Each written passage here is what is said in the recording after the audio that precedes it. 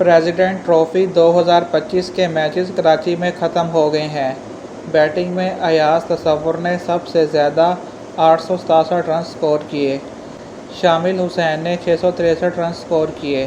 محمد محسن خان نے 650 runs score کیے۔ اسی طرح عابد علی کے بھی 650 رنز۔ خالد عثمان نے بیٹنگ اور بولنگ میں اچھی پرفارمنسز دیں۔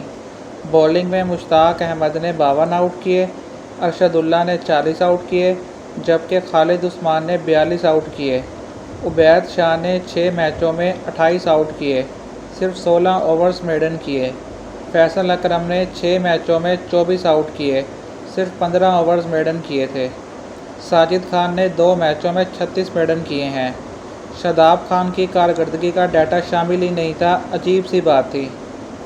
فیصل اکرم اور عبید شاہ اس لیے بہتر ہیں کیونکہ انہوں نے کوشش کی، پورے میچز کھیلے اور تجربہ حاصل کیا۔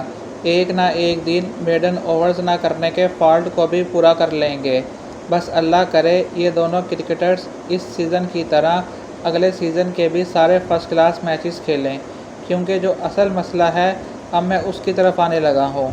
ہر ٹیم کے ٹوٹل گروپ میچز 8 تھے، جن میں سے محمد عامر خان نے 4 میچ کھیلے، محمد موسیٰ نے 2 میچ کھیلے، محمد عمر نے 1 میچ کھیلا، محمد اصغر نے 4 میچز کھیلے، آریان محمود نے 3 میچ کھیلے، سمین گل نے 3 میچ کھیلے، عثمان طارق نے 2 میچ کھیلے اور عماد بٹ نے بھی 2 میچ کھیلے۔